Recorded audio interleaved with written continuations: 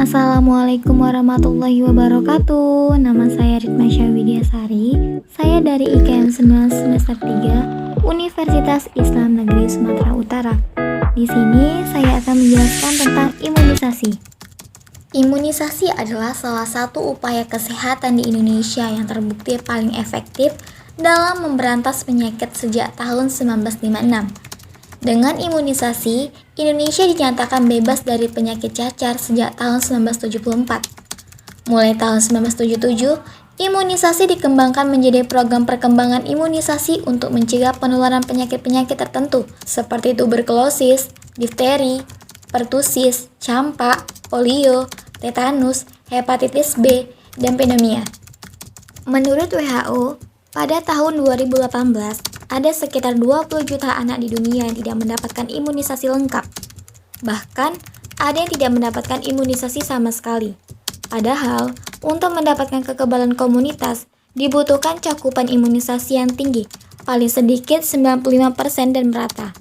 Akan tetapi, saat ini masih banyak anak Indonesia yang belum mendapatkan imunisasi lengkap. Bahkan, ada pula anak yang tidak pernah mendapatkan imunisasi sama sekali sejak lahir. Seperti yang diucapkan oleh Sekretaris Jenderal Kemenkes Republik Indonesia, Oscar Primadi, menyatakan Indonesia masih harus berusaha keras untuk meningkatkan cakupan serta kualitas pelayanan imunisasi. Ia mencatat, ada beberapa hambatan dalam pelaksanaan program imunisasi, antara lain terkait pasokan vaksin, manajemen vaksin, dan layanan vaksin yang belum memadai, sehingga perlu ditingkatkan kualitasnya. Hal tersebut kian ditambah oleh isu negatif tentang vaksin dan daya pengetahuan masyarakat akan manfaat imunisasi yang juga masih terbatas. Apa itu imunisasi? Siapa yang menerima imunisasi?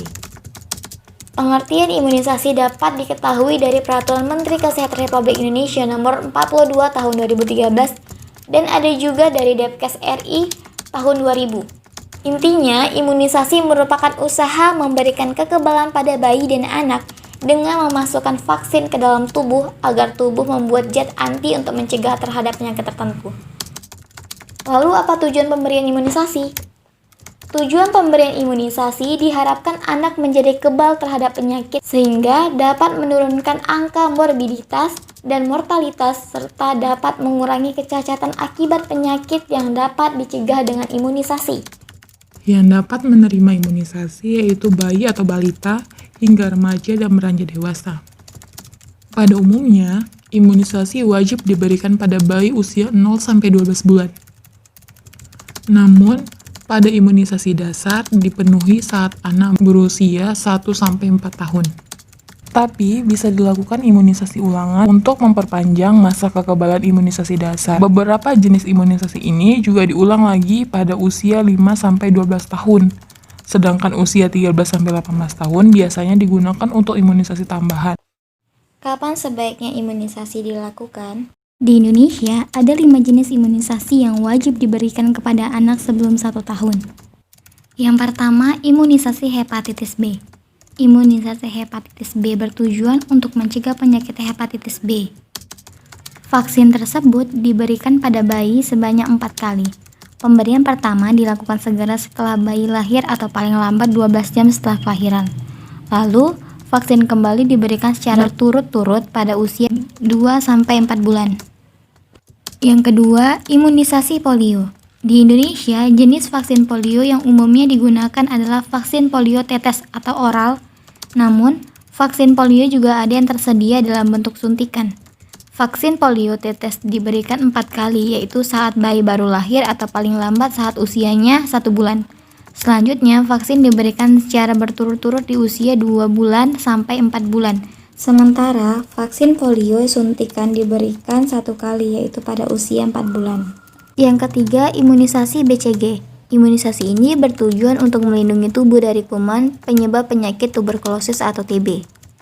Imunisasi BCG hanya dilakukan 1 kali dan diberikan pada bayi di usia 2 atau 3 bulan.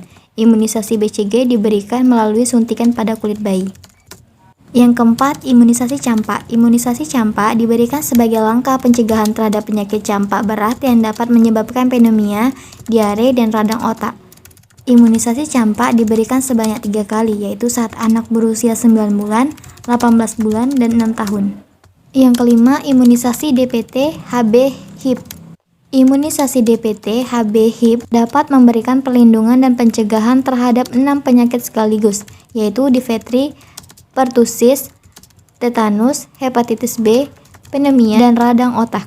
Imunisasi wajib ini diberikan sebanyak 4 kali dengan jadwal pemberian berturut-turut pada bayi di usia 2 bulan, 3 bulan, 4 bulan, dan dosis pemberian terakhir ketika usia anak 18 bulan.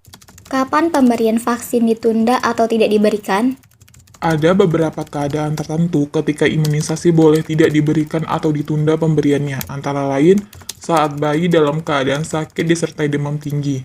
Ada reaksi alergi berat atau reaksi anafilaktik pada suntik pertama dari seri imunisasi.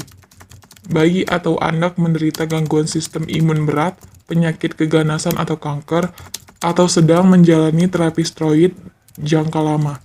Jika ada riwayat alergi terhadap telur yang berat, hindari imunisasi influenza. Di mana dilakukannya imunisasi? Imunisasi dapat dilakukan di posyandu. Posyandu ada di setiap permukiman, tidak dipungut biaya, dan menyediakan jenis imunisasi utama. Yang kedua, di puskesmas. Imunisasi di puskesmas bisa diberikan kapan saja, dan biaya lebih terjangkau. Yang ketiga, imunisasi di dokter atau bidan. Imunisasi di dokter atau di bidan ini imunisasinya lengkap dan adanya kombinasi imunisasi. Mengapa harus diimunisasi? Kembali lagi kepada pengertian imunisasi. Imunisasi adalah suatu proses untuk membentuk sistem pertahanan tubuh kebal terhadap invasi mikroorganisme atau bakteri dan virus yang dapat menyebabkan infeksi. Dengan imunisasi, anak menjadi terlindung dari infeksi. Oleh karena itu, imunisasi wajib diberikan. Bagaimana cara kerja imunisasi? Imunisasi bekerja dengan cara merangsang pembentukan antibodi terhadap mikroorganisme tertentu tanpa menyebabkan seseorang sakit terlebih dahulu. Vaksinasi, zat yang digunakan untuk membentuk imunitas tubuh, terbuat dari mikroorganisme atau bagian dari mikroorganisme penyebab infeksi yang telah dimatikan atau dilemahkan sehingga tidak akan membuat penderita jatuh sakit. Vaksin kemudian dimasukkan ke dalam tubuh yang biasanya dilakukan melalui suntikan. Baiklah, sekian dari penjelasan saya. Terima kasih, semoga bermanfaat.